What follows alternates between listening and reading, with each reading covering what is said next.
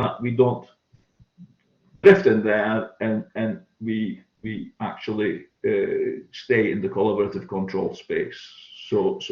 And all of that interventions would need to be something about how we work with people, how the managers work with people effectively. So I want to develop this a bit more. So I want to focus onto the social controls a bit more.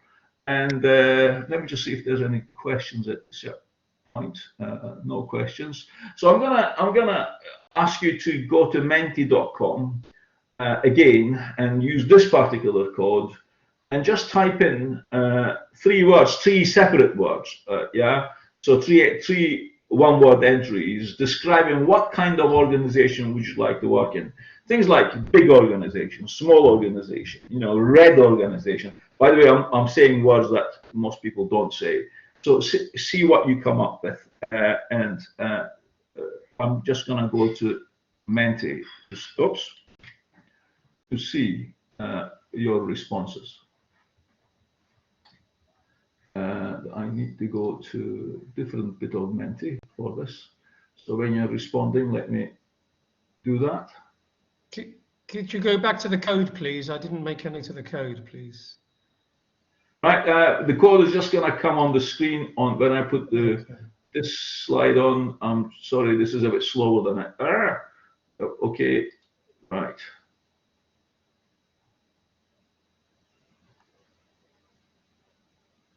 So the code is at the top here, 80396107.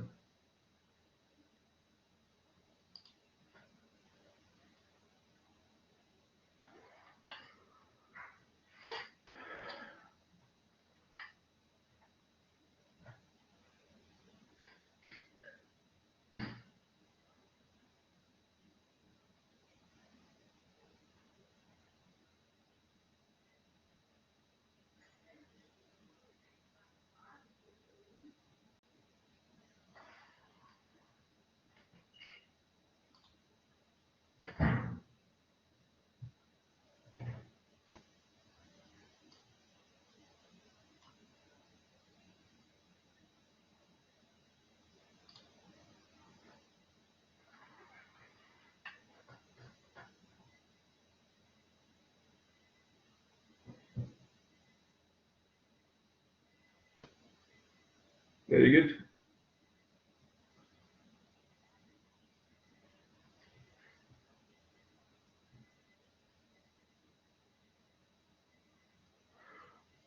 I'm conscious of time, so I'm gonna move on very quickly. So there's 6 responses so far. I'll wait till we get another couple.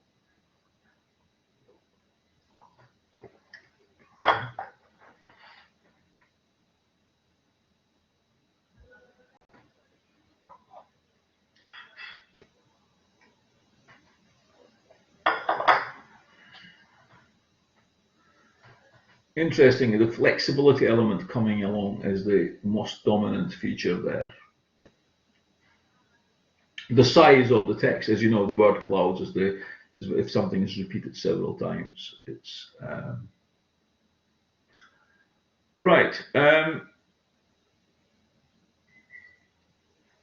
So there's things like creative, sensitive, visionary. Meritocracy is mentioned there. Inclusive, tolerant, confident, authentic, team-based.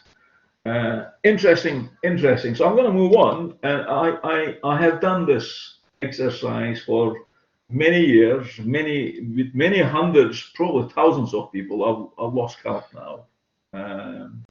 So I will share in the screen right now the sort of words they came up with, and it's not any different. I found that we reached a saturation point. We get, every time we ask these things, we get similar type of responses. This is not a word cloud. This is just that words that people describe the type of organization. The interesting thing is we don't actually measure in organizations whether if we are customer focused or purposeful or passionate or fun. It's a fun organization. That's one of my. If you ask me what kind of I want to work in an organization where I can have a bit of fun. Yeah. And the interesting thing is you can actually join those things together and make a lot of sense. So people want to, if I'm just going to take one of these things. People want to work in organizations that offer challenging and stretching work whilst being interesting, engaging, and fun. They are trustworthy and ethical places to work with an open, honest, no blame culture. So you can just join those things together. And all of this, you can actually start defining the type of organization. So when we talk about social controls, it's these type of things, parameters that we are concerned with. Yeah. The next thing is I want to say a few things about technical control systems. Now, in organizations, there are three kinds of control system, technical control system. And this is one of the challenges of performance measurement, because there is the vertical control system where we take our organizational goals and priorities and we deploy them through the organization. And the purpose of this is that we are making sure that different parts of the organization is working towards the common objective. So we call this alignment, so it's managing goal deployment and organization alignment effectively through this. If you think about Hoshinkanri planning, policy deployment, balanced scorecard, it's all about achieving that sort of hierarchy and alignment. But there's another kind of performance measurement system or control system, which is the horizontal control. We say, well, we've got our suppliers. If you think about manufacturing type of operation, we've got our suppliers. We do some marketing and sales, operations and customers, and we are managing end-to-end flow of receiving customer orders, receiving products, delivering the customers happy, we got paid, and we made money at the end of the month, end of the week, end of the year, whatever. So we're managing that. Yeah, you could apply that to universities. We've introduced new programs. We've got students we marketed, people applied. We've got certain conversion rates. They've come on board. The progression rates, their completion success. How many people got a first class, or how many people got jobs, and so you can actually managing that flow of work through the organization. Is the whole, and we also have the circular control system, which is it's improvement or change. It's managing continuous improvement. In that context, I don't necessarily mean just continuous improvement like incremental continuous improvement, Lean Six Sigma type of thing. Any kind of change and an improvement. Yeah, it could be a strategic change here as well. But we are actually changing the system. We are improving it and growing it for investments to improve some. And the interesting thing is, and I'm really going to cut it short in this bit, where success lies is where we bring together these three systems. We integrate management, yeah. And use it using in a collaborative way. So everybody is on the same boat, and all the measures are very transparent, and everybody is engaged in a discussion about performance. So what you've got here is an example. Actually, what you see here is the three systems as enacted in the organization called Optos. If you Google Optos make a company in Scotland that make retina eye scanners, and they are part of Nikon Group. And one of the fastest growing technology businesses before Nikon bought them. They're so global and technology leaders in the space. The interesting thing is that when you come to their reception area, you see this wall that you see at the back, which is their vertical control system. They've got their strategy mapped out in a simple strategy map on the wall. They update it and change it every so often, But so that's why they've got sort of perspex windows there. They can take things out and put them in. But usually the changes happens at the bottom, at the detail level, yeah. And then they've got this. It says strategic management routine. Oh, damn! You should say operations management routine here. So they've got the horizontal control system, which is where they're managing the operations. If you drill into this bar, what you will see in one end, the website, orders, supply, production, customer service delivery, finances. So they're managing that flow of work through the business. And here, they've got a circular control system where they're saying what are the projects they're going to run now, invest in today, and what capabilities are they going to build, and how is that going to improve process outcomes, customer outcomes, and financial outcomes. So you make investments run projects to make investments today to run projects, and those projects pay dividends, either improving customer outcomes, so improved customer satisfaction, better products, or better customer service, or cheaper manufacturing or logistics or transportation, increased profits, increased shareholder value, increased EBITDA, or whatever you're measuring in the finances. And what I've found is that successful companies, and I've got some of them listed down here, do a number of things. They actually take these control systems and make them accessible, understandable, by first thing they're integrated. They kept simple so everybody understands it. They are made visual so everybody can see it. Yeah. They make sure that they've got sort of collaborative control. They operate on the social controls on the participative and democratic side, where everybody feels psychologically safe. And they make this interactive to bottom engaging people in a conversation about performance, and then making it frequent. So I will leave you with two quotes. So managing director of Freetown, having implemented this sort of approach, he says, we used to use policy deployment, which used to take us 3 months every year. And realistically, we will only be able to review our strategy once a year. Now we are able to review our priorities and respond to changes as they happen.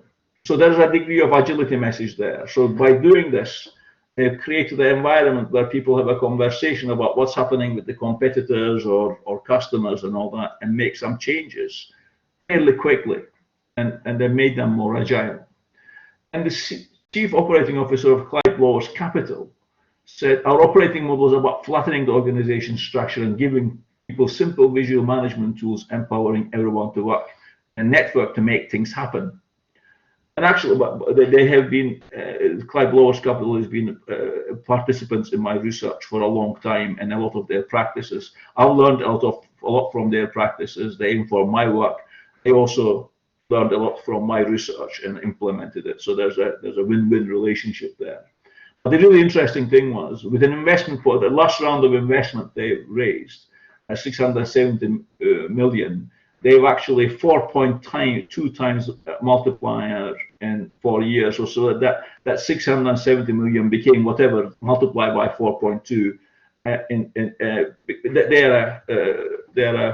Clyde Blowers Capital is a mid-sized private equity firm, so they buy companies, they grow them and sell them, and they make money that way. So that some of your pension fund might be invested with them. I don't know. Yeah, but it's that sort of. So I will leave you with that. Thank you. That's my message so far, and I'm happy to take any questions. And I'm sorry, Nigel, I've taken a lot longer than I expected. Oh, thank you very much, Umit. Can I just jump in with a quick question? It's fascinating to see the emphasis you put on visual controls there. Does that stand across the various organisations that you've worked with? Yeah, interestingly, yes, it does. What I am So the reason I'm hesitating is that things have changed as a result of COVID a bit. That's why I'm hesitating a bit. Yeah, so having visual, so keeping it simple and keeping it visual is so that people understand it and engaging people in a if it's visual, people will stop and have a conversation about it. So typical. So the Optos example. The Optos example was they decided to put in the reception, when you go and you see on one side, you see that in front of you, you see that big board saying this is our strategy. Yeah. On the left-hand side, you see the whiteboard saying this is our operations. Yeah. And then the continuous improvement bit is on the other wall as you come into the factory. Yeah. And the other thing was, why did we put them into the reception? We said, well, we get some occasional visitors coming in and out of the reception, but our staff go through the reception at least twice a day. They come into work to the reception, they leave work to the reception, right? And when they first put that up, so they have management meetings and town hall meetings in that space. They're quite a big sort of reception. It's a bit crammed when they have a town hall meeting. But that was a really interesting dynamic. People were asking others, saying, what's this about? And they were regularly finding that people were standing up in front of these boards and somebody was explaining somebody else what this was about. That was really interesting dynamic, because suddenly when somebody said, what's this about? And somebody's explaining to them what this is about, you actually engage them in a conversation about performance of the organization. Where are we? Where are we going? What do we need to do? What is the priorities? What is not the priorities? How are we measuring it? Yeah. As long as you also provide the environment where people say, well, that's out of shite, so that's a technical word in Scotland. That's out of rubbish. We need to change it, and you need to be open to that kind of discussion. As long as you do that. And the really interesting thing, and I'll turn to Mum, in the other company I work very closely with, Lin Products, they've created a very similar visual management system, and they've bought into the idea, they've created it, but 4 years later, about 80% of what was on the visual system has changed. Because they learned from that. As they were using it, they said, this is working well, but this bit is not working so well, let's change that. And they refined it to suit themselves. And so there is an element of dynamic change of the management system is changing. Because you're learning as you go. So as you engage people, there is two things happening. One of them, you're managing the business, whether strategy, operations, or continuous improvement. But there is there's also organization learning happening, and you're refining how you're managing business is happening. Almost in all cases in those companies, I've seen that happen. Yeah, but that is very much a function of having this participative, open management style, where you let people say, this is your control system. You need this to do your jobs, or I need this to do my job, and I will refine it to suit us. Going back to this is my dashboard, it's not my mother-in-law's dashboard. Yeah. So I don't know whether that helped answer. So just you said about visual. I'm doing a bit of study at the moment, because I think the pandemic started to change things, because a lot of people work from home, and you weren't able to come together in front of these big spaces and have this conversation.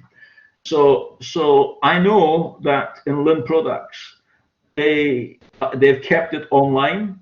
They're still having those meetings, but they're having it online. In Optos, they're still having it. They've gone back the way they do it. So I haven't yet sort of finished a piece of research where we are saying what the impact of the pandemic on this sort of practices. But based on the previous work, visual management is absolutely fundamental to this.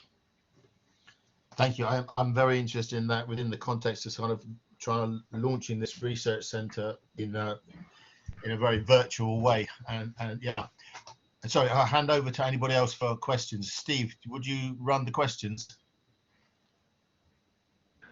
Will do.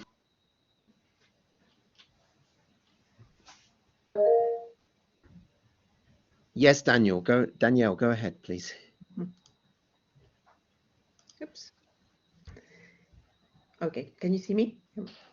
Yes, yeah. I'm not used to this platform so much.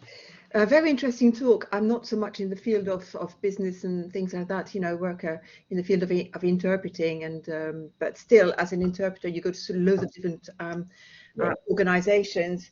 I just finished my PhD on communities of practice, and I am quite interested to see. And during the reading that I did, I really looked quite a lot at communities of practice as a knowledge management tool, you know, but I'm quite interested in the value creation framework. So the impact, you know, of what you do.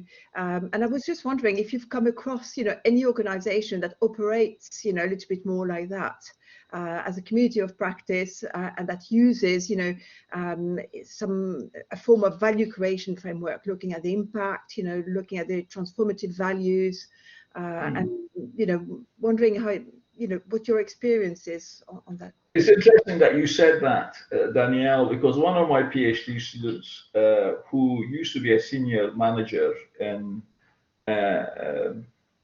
DuPont, the big chemicals giant, yeah, and she used to be their HR director. When she was HR director, she came to me and she said she would like to do a PhD, and we had a conversation. This is quite Nigel knows her, Helen Mackenzie, Nigel.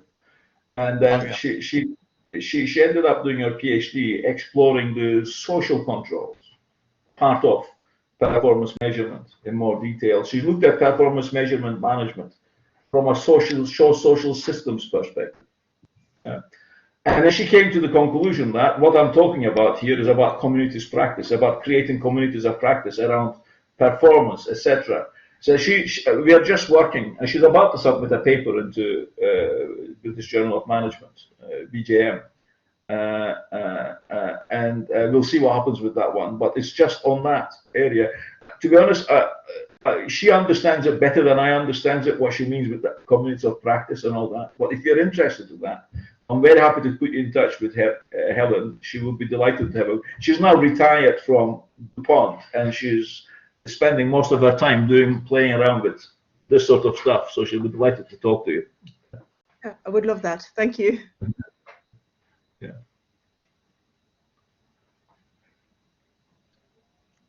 Any other questions, everyone?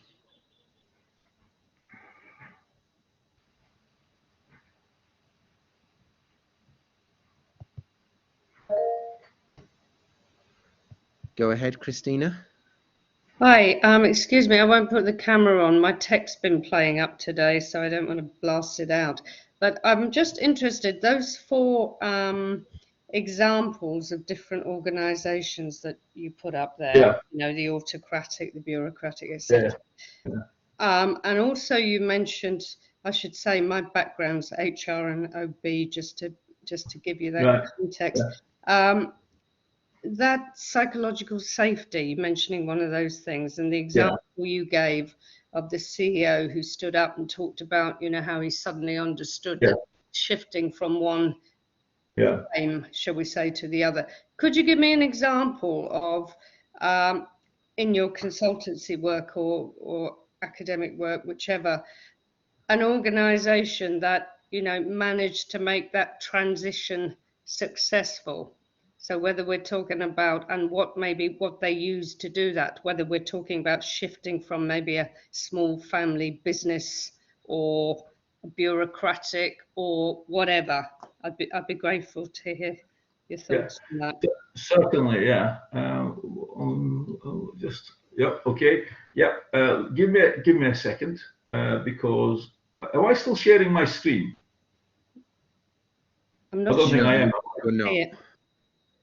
I'm not. Right. I'm gonna share my screen because I need to point at things when I'm responding to this. Right. Give me a second. Thanks, no problem. Share screen. Okay. Actually, there's been few organizations I've seen transition from one box to another one, and I'll give you two examples. One of them is a bank in UK, and both of these cases in my book actually explained in some detail. A bank in UK was very much placed in this bureaucratic control box. And we've taken two teams, two departments of the bank as effectively one of these academic dreams. They said to us, we'll let you do an experiment, a controlled experiment where we've taken two teams, divided the two teams into two. One half is a control half, the other one is a pilot half, and we've actually implemented self-managed work teams. And self-managed work team, by definition, saying, well, you know what needs to be done, therefore you decide how you want to run the team, right? So we told the managers, you go away and manage the control teams. So we basically started from here. So if I can actually put my drawing tools on here.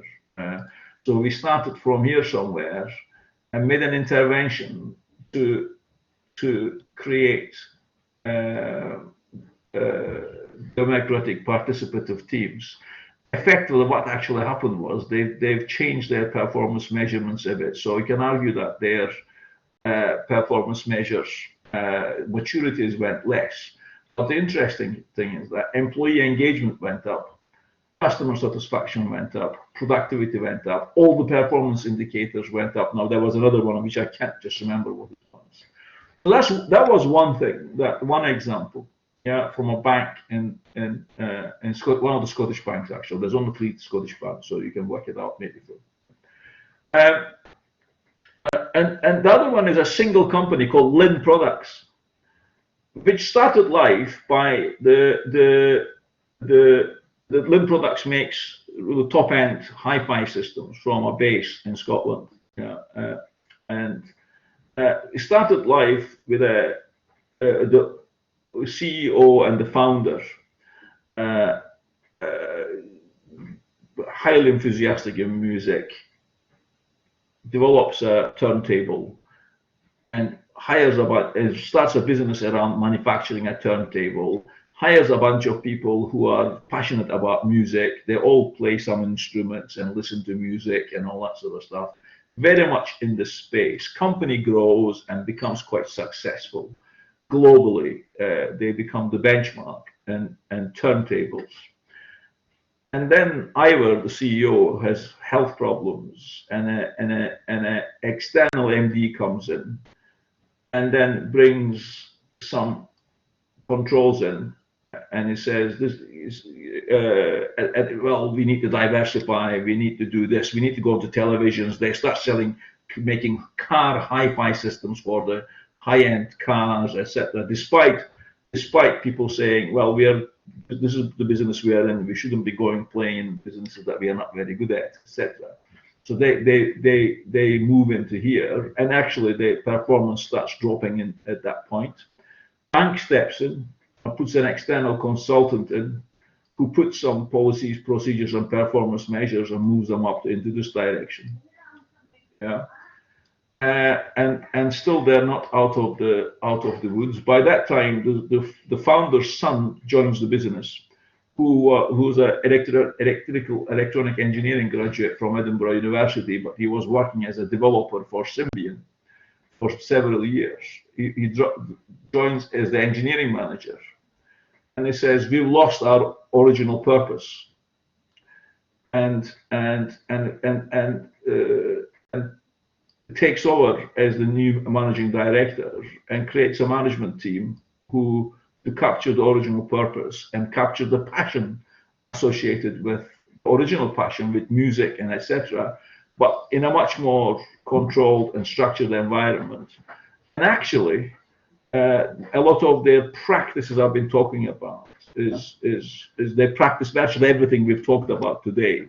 They've got that strategic control system, which is integrated with the operations control. And I can take you today, and their boards are there. They can take you through, you can see how many people visited their website, how many people actually booked demonstrations in various sales points, how many people turned up to demonstrations, what percentage of people actually placed orders, and then are the raw materials coming in? Have we delivered the product on time? Have the customers installed their product successfully? Are they happy? Have we received our money? So they manage that. They have that meeting to review on a daily basis at 10 o'clock. Again, so that company is the only company I know which went through every single box through their journey in the last 27 years or something like that. So, interesting. Yeah. Thanks. Yeah. Sorry, I didn't mean to stop you. Please continue. No, that summarized it. All I was going to say was, if you want more detail, there's actually stuff in my book, but I can send you relevant bits or chapters of the book as well. You know, but both case studies are explained in some detail in the book. Yeah. Thanks. It's great. Right, I'll stop sharing my screen now.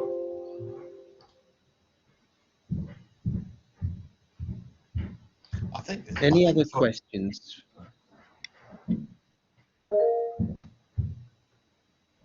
Yes, Natalie, go ahead.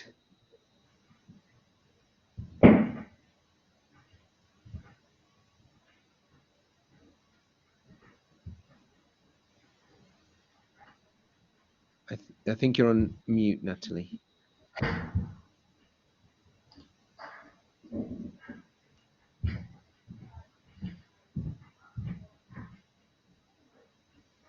I can't hear you, Natalie, if you're saying something.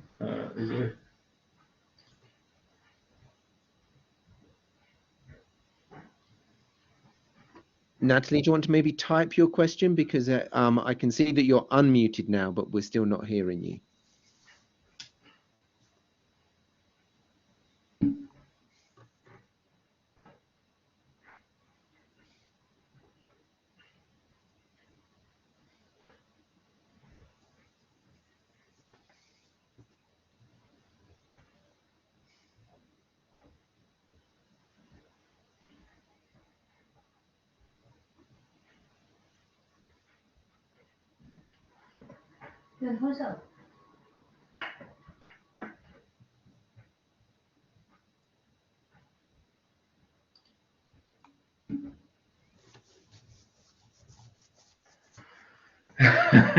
Yes, yeah. It's funny enough. I was thinking about the same because, yeah, it's interesting, isn't it? Yes, under Elon, how Twitter's. But there's also I get when I present the people also make comments about what I thought about Apple and what was Apple's organizational controls like under Steve Jobs. So my answer is I don't know. I really would like to have went in and studied Apple in more detail. But I suspect they are sitting somewhere between autocratic control and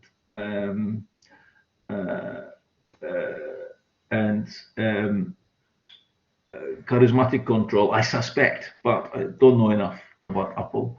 And yeah, we'll see what happens with Twitter under Elon Musk. Yeah.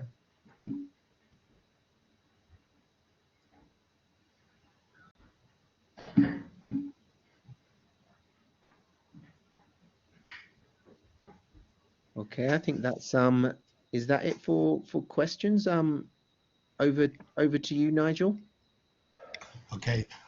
So thank you. I thank everybody who's attended, and particularly thank those people for using the screens and voting. And I think for me, the big takeaway, I mean, we've got to go our work environment when we're there does not feature any of these kind of visual.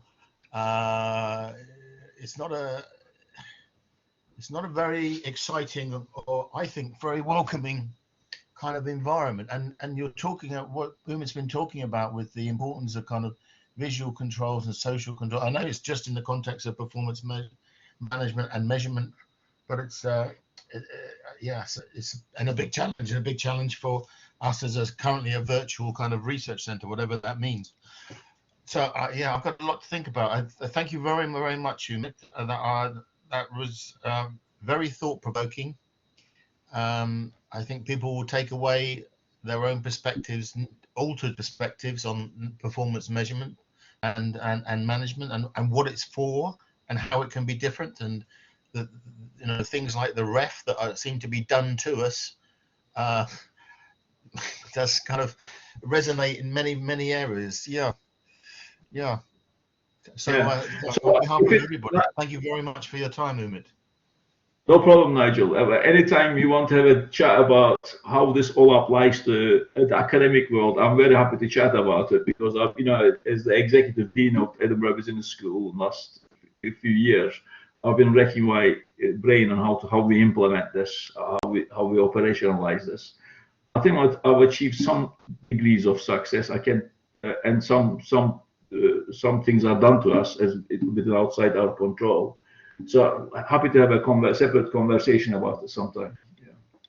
Brilliant. Yes, I would love that. Yeah. Okay. Right. Thank you, everyone. Really good. Thank you. Enjoy that session. Thank you. Bye-bye. Bye-bye, everyone. Bye.